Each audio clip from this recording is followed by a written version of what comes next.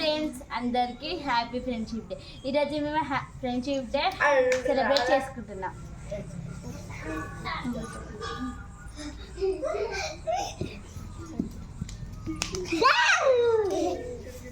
అక్కడ బకెట్ కడుపు అక్కడ